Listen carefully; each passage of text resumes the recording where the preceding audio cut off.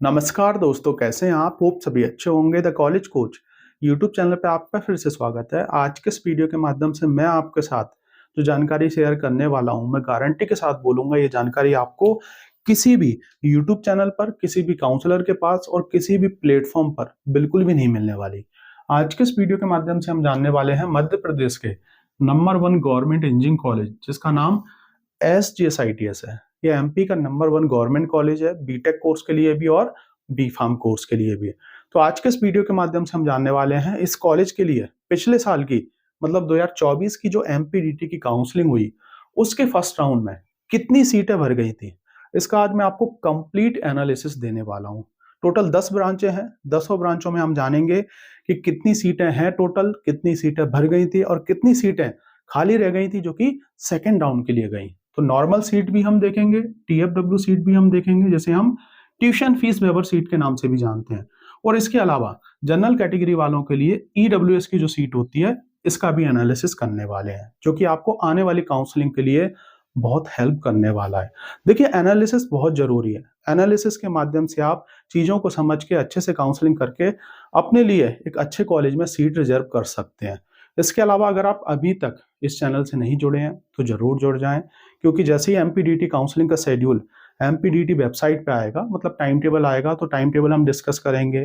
First round में कैसे भाग लें, कैसे रजिस्ट्रेशन किया जाता है, रजिस्ट्रेशन में बच्चे क्या क्या मिस्टेक करते हैं, कैसे डॉक्यूमेंट्स अपलोड करते हैं। इसके अलावा बेस्ट चॉइस फिलिंग कैसे की जाती है, अलॉटमेंट में क्या होता है, कैसे अलॉटमेंट डाउनलोड किया जाता है, कॉलेज में रिपोर्टिंग कैसे करें, डॉक्यूमेंट्स की लिस्ट, तमाम चीजें हम आपको देने वाले हैं। इसके अलावा 700 के अराउंड मैंने वीडियो अपलोड कर रखे हैं, उनको जाके आप देख सकते हैं। अगर आप हमसे पेड काउंसलिंग लेना चाह रहे हैं तो ये हमारा कॉन्टैक्ट नंबर है, इस पे आप हमें कॉल कर लीजिएगा, व्हाट्सएप पे मैसेज कर दीजिएगा। हम हर साल लिमिटेड बच्चों की पेड काउंसलिंग करते हैं, बहुत ही मिनिमम चार्जेस के साथ, प्रॉपर तरीके से सब हम करके देते हैं। रजिस्ट्रेशन हो गया, चॉइस फिलिंग हो गया, अलॉटमेंट में क्या होता है, रिपोर्टिंग कैसे की जाती है, सेकंड राउंड में जाएं कि नहीं जाएं, सेकंड राउंड में कितनी सीटें खाली रहती हैं, प्रॉपर तरीके से आपको काउंसलिंग करके देंगे। निश्चिंत होकर आप घर बैठ के काउंसलिंग करा सकते हैं। तो अगर आप लेना चाह रहे हैं तो तुरंत ले लें, क्योंकि इसमें लिमिटेड सीटें होती हैं। तो आ जाते हैं हमारे मेन टॉपिक पर। तो सबसे पहले हम बात करेंगे सीएसई ब्रांच के बारे में। जैसे कि आप जानते हैं, सीएसई ब्रांच टॉप की ब्रांच है और इसमें एडमिशन के लिए जो है जेडबलई मेंस में अच्छा रैंक होना चाहिए। एक चीज और मैं आपको बताना चाहूंगा, जैसे कि आप जानते हैं जो एमपीडीटी की बीटेक की फर्स्ट राउंड की जो काउंसलिंग होती है, उसमें जैसे आप रजिस्ट्रेशन करेंगे, चॉइस फिलिंग करेंगे, इसके अलावा आपका अलॉटमेंट आएगा। अलॉटमेंट लेटर से आपको पता चल जाता है कि आपको कौन सा कॉलेज मिला है, कौन सी ब्रांच मिली है। अगर आपको जैसे इस कॉलेज में डबल ही ब्रांच मिल गई और उसके ऊपर आपने और सभी ब्रांचें भर रखी हैं, तो उसके बाद जो है बच्चा क्या करता है, रिपोर्टिंग करता है। अब आपको ये ब्रांच समझ में नहीं आ रही है, आप चाह रहे हो कि मुझे कोई और अच्छी ब्रांच मिल जाती, तो बच्चे जो है अपग्रेड राउंड होता है फर्स्ट राउंड के अंदर, उसको क्लिक कर देते हैं, मतलब ब्रांच अपग्रेड होती है, इससे ऊपर वाली ब्रांच मिलने के चांसेस होते हैं। तो उसके लिए एमपीडीटी जो है आपसे 1030 रुपए चार्जेस लेता है। जब आप चॉइस फिलिंग करेंगे तब भी 1530 रुपए देना होंगे। इसके अलावा जब आप अपग्रेड करेंगे तब भी जो है आपको 1030 रुपए देना होंगे। तो ऑलमोस्ट सभी बच्चे जो है अपग्रेड ऑप्शन को क्लिक करते हैं, जिससे कि जो है नई रिपोर्टिंग डेट आती है। अगर ब्रांच अपग्रेड होती है तब तो अच्छी बात है, अगर ब्रांच अपग्रेड नहीं होती है तो जो ब्रांच उनको पहले मिली थी, जो कॉलेज उनको पहले मिला था, वही अलॉट होता है, लेकिन रिपोर्टिंग डेट जो है चेंज हो जाती है। तो ये जो एनालिसिस मैं आज आपको देने वाला हूँ, ये अपग्रेड राउंड का है, मतलब अपग्रेड राउंड में जो रिपोर्टिंग हुई थी 4 दिन तक, उसका एनालिसिस है। क्योंकि फर्स्ट राउंड के अंदर जो पहला जो रिजल्ट होता है उसमें बच्चे रिपोर्टिंग नहीं करते हैं, ऑलरेडी मैंने आपको बताया, बहुत कम बच्चे रिपोर्टिंग करते हैं। तो अपग्रेड के बाद ही जो है पूरी रिपोर्टिंग होकर बची हुई सीटें सेकंड राउंड के लिए जाती हैं। तो यहाँ पे हम सबसे पहली ब्रांच का बात करेंगे, सीएसई ब्रांच। तो सीएसई ब्रांच में आप देख रहे होंगे 135 सीटें हैं। अब जब इसकी वेबसाइट पे आप देखेंगे तो 120 सीटें आपको देखने को मिलेंगी। तो यहाँ पर 15 सीटें जो है ये ईडब्ल्यूएस की सीटें हैं।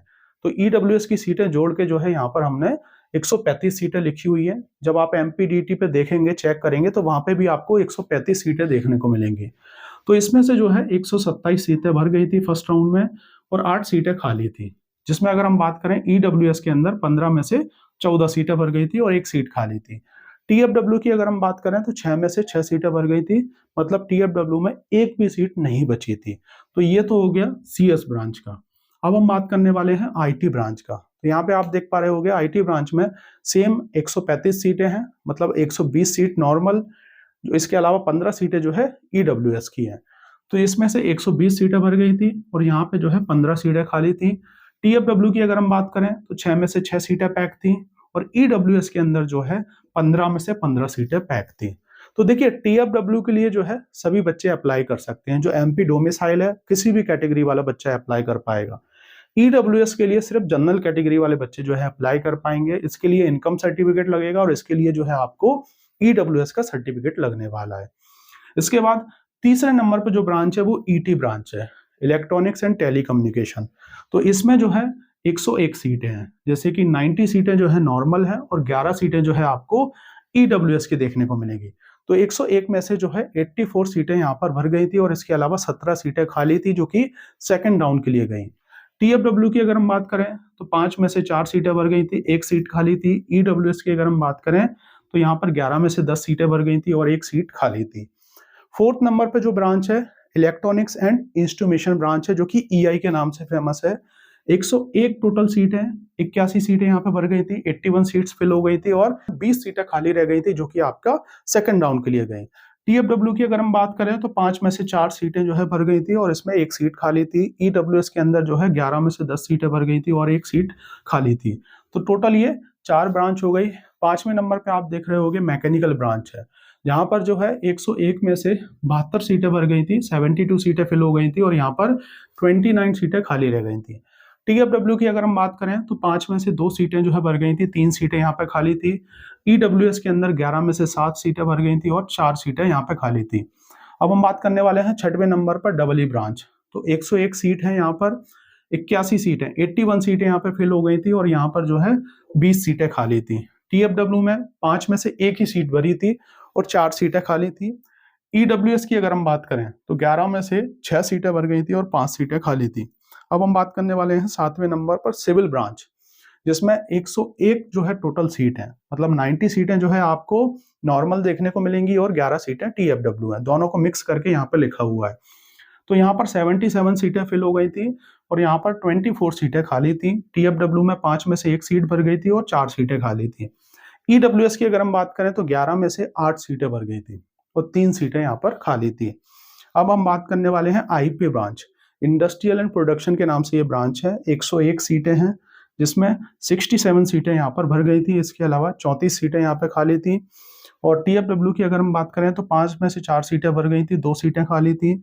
ईडब्ल्यूएस के अंदर 11 में से 8 सीटें भर गई थी और 3 सीटें खाली थी। अब हम बात करने वाले हैं बायोमेडिकल, जो इंजीनियरिंग के नाम से ब्रांच है, जिसमें 68 सीटें हैं। 48 सीट यहाँ पर भर गई थी, 23 सीटें खाली थी। टीएफडब्ल्यू की अगर हम बात करें तो 3 में से 2 सीटें यहाँ पर भर गई थी, 1 सीटें खाली थी। ईडब्ल्यूएस की अगर हम बात करें तो 7 में से 5 सीटें भर गई थी और 2 सीटें खाली थी। इसमें जो बायोमेडिकल इंजीनियरिंग ब्रांच है, इंडियन लैंग्वेज मतलब हिंदी में है, इसमें 34 सीटें हैं, 17 सीटें भर गई थी, 17 सीटें खाली थी। और ईडब्ल्यूएस में जो है 3 में से 1 सीट भर गई थी, 2 सीटें खाली थी। तो इस हिसाब से आप देख पा रहे होगे टोटल यहाँ पर 10 ब्रांचें हैं। अब देखिए मैंने यहाँ पर जैसे डबल ई लिख रखा है, मैकेनिकल लिख रखा है, तो ये ब्रांचें मैंने ऐसे ही लिख दी हैं। ऐसा नहीं कि सीक्वेंस के अकॉर्डिंग लिखी है कि ये टॉप की ब्रांच फ्री, उसके नीचे ये, उसके नीचे ये, ऐसे ही नॉर्मली लिख दी है। बाकी कौन सी टॉप की ब्रांच है, किस हिसाब से सीक्वेंस होना चाहिए, वो हम पेड काउंसलिंग में प्रॉपर तरीके से बच्चों को बताते हैं हर एक कॉलेज के लिए। तो इस हिसाब से जो है ये पिछले साल की काउंसलिंग का फर्स्ट राउंड का जो है मैंने आपको एनालिसिस दिया है। आने वाले टाइम में आपको और कॉलेज का दूंगा, आप कमेंट्स बॉक्स में टाइप कर दीजिएगा। जिस कॉलेज के लिए ज़्यादा कमेंट्स होंगे उस पर हम आपको सेपरेट वीडियो बना के प्रोवाइड कराएंगे। Thank you for watching this video. Video अच्छा लगे तो लाइक कर दीजिएगा, चैनल से जुड़ जाइएगा। जय हिंद, जय भारत दोस्तों।